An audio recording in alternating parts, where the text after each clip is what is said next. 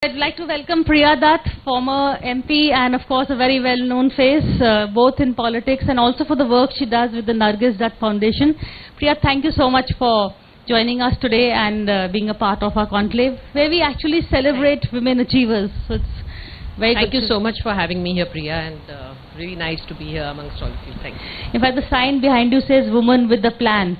Yes. So I'm going to ask you, what is your plan? So I decided one thing in my life, that I will never plan my life. Okay. Because whenever I plan my life, it just doesn't go according to plan.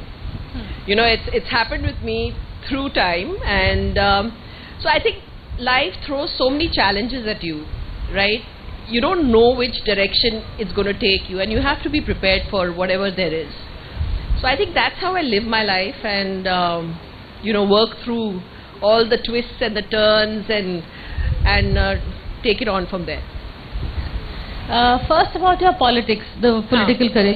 I mean, the rough and tough of an election. Being a woman, are there any logistical difficulties or any issues that you felt were a hindrance which a man does not face? You know, very interestingly, I fought my first election when I was pregnant with my son. Really? Yeah. So I was 8 months pregnant. Wow. You know, and I filed my nomination, and I went straight to the hospital. I had a cesarean, and 5 days later I came back, and I had that 15-day window before elections. That was, you know, where we had to really go and campaign. So the doctor told me that you're crazy. You can't do this because you can't stand on a jeep and you can't keep bending and doing that. But I had to do it. And I think that I realized was the most difficult time of my life. And I think there were times I think cursed everybody. I cursed my husband. I cursed everybody at home because they were planning my schedule every day.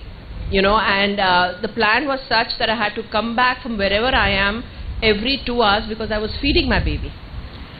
And it became, when I look back and I feel that I don't know how I did it.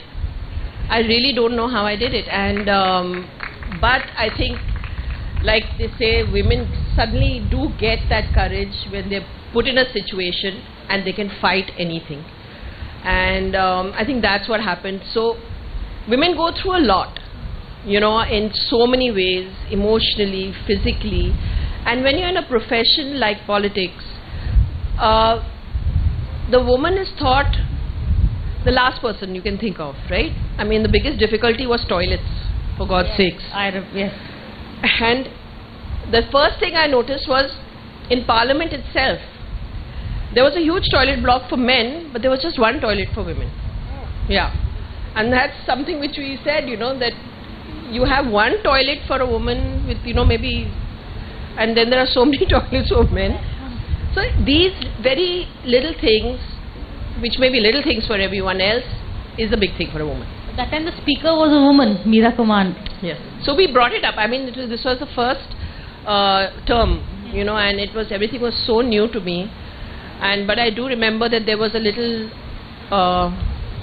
place there where you could go and rest and stuff like that, and I was very tempted, can I bring my baby also? So, you know, it'll be so much more easier, because I had heard I think in Parliament in Sweden or something, there were women parliamentarians who were actually bringing their babies to Parliament.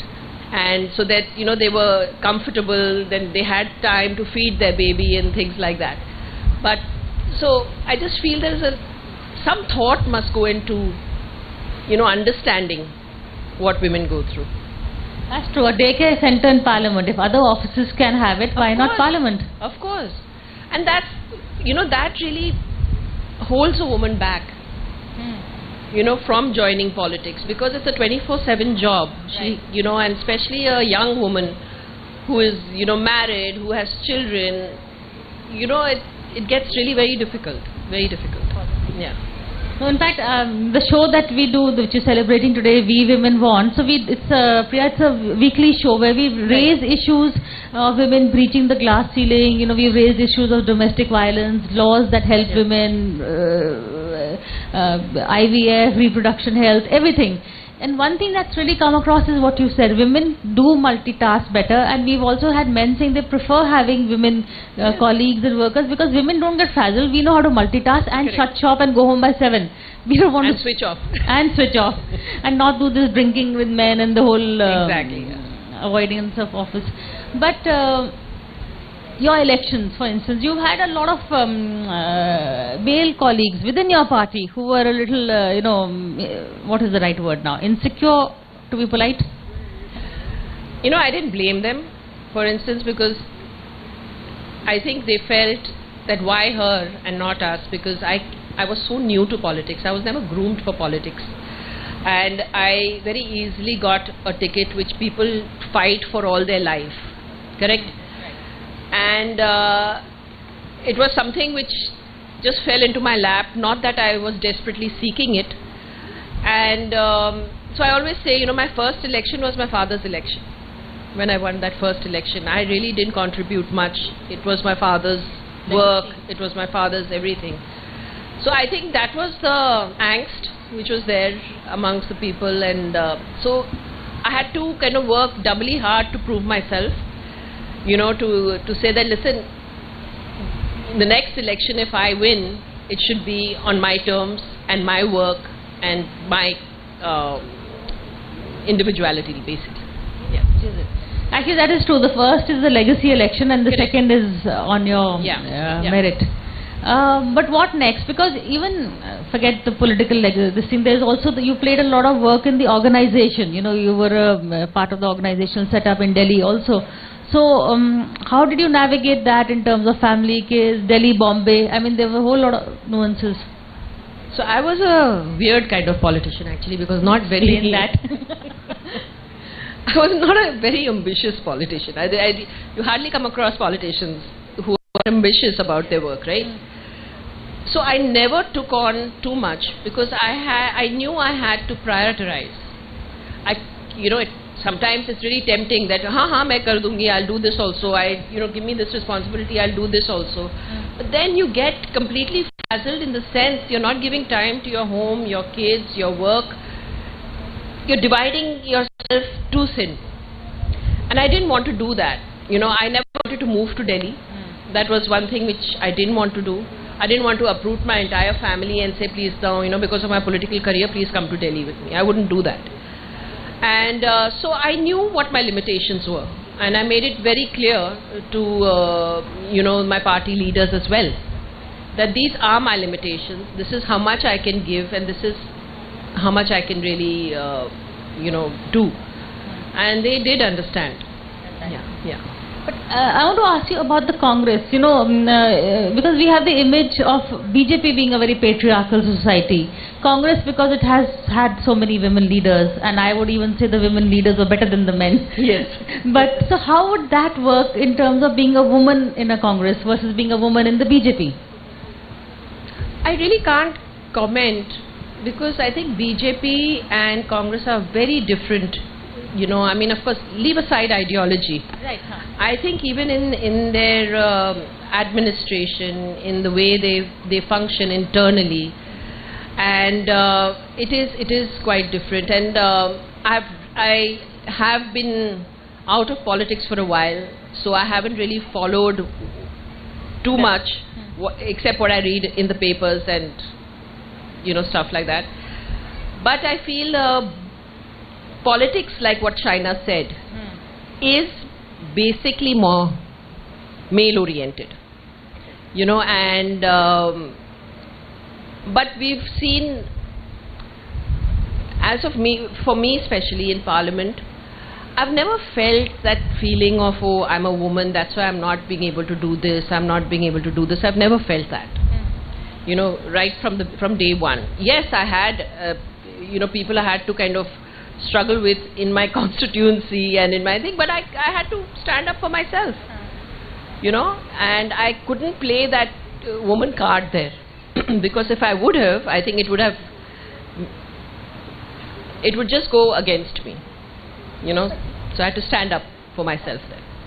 There are also some advantages of being a woman, because then you have access to the kitchen, to the housewife, and I think in most houses it is the housewife who does play a very silent, decisive role.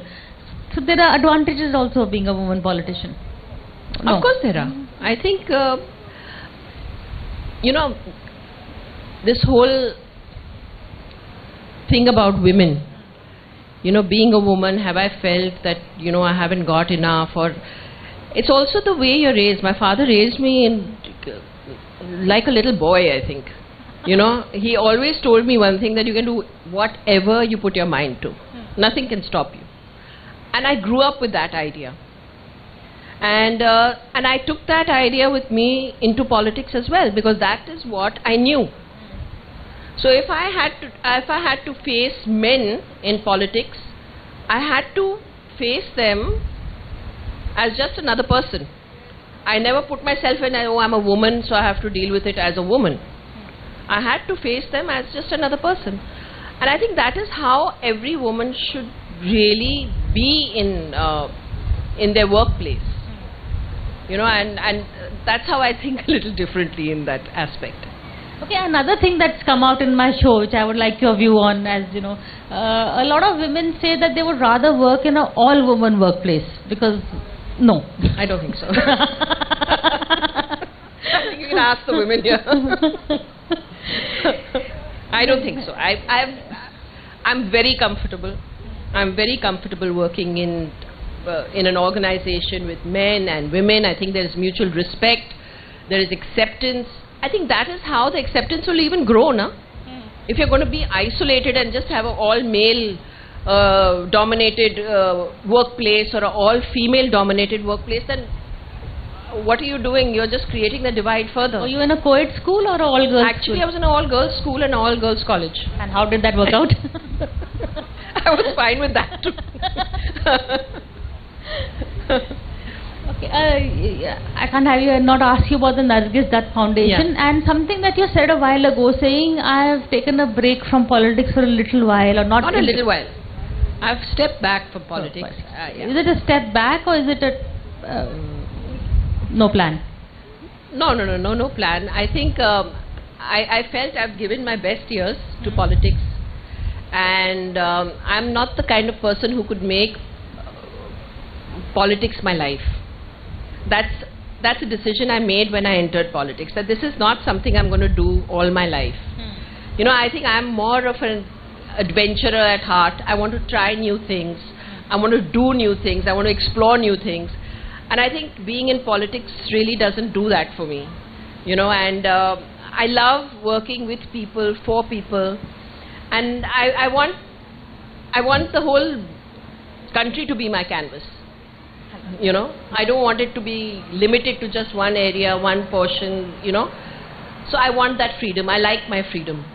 Okay. Yeah. Last word, just a bit about the Nargis Dutt Foundation. Yes. What exactly do you do, and what is... so everybody knows Nargis Dutt Foundation for cancer care and cancer navigation of patients.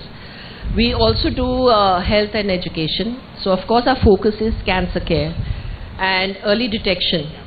You know, we try and propagate that there are a lot of cancers that are curable, but with early detection. And that's the only way we can really bring the cancer load down. And with education, we want to ensure that no child is left out of school because of lack of funds. So we've got nearly 500 scholarship students under our program, which we see through from the 5th grade right up to their college and till they get their jobs. So, and everything is on donation basis. So our organization for the last 40 years has worked in the field of health and education and purely on donations. Thank you, Priya Dutt, for this conversation, and I would say definitely a woman with a plan, and all the best for you. Thank you, Priya. Thank you so much, Priya. Thank you very much for having me. For more such videos, subscribe to the NewsX YouTube channel, hit the bell icon.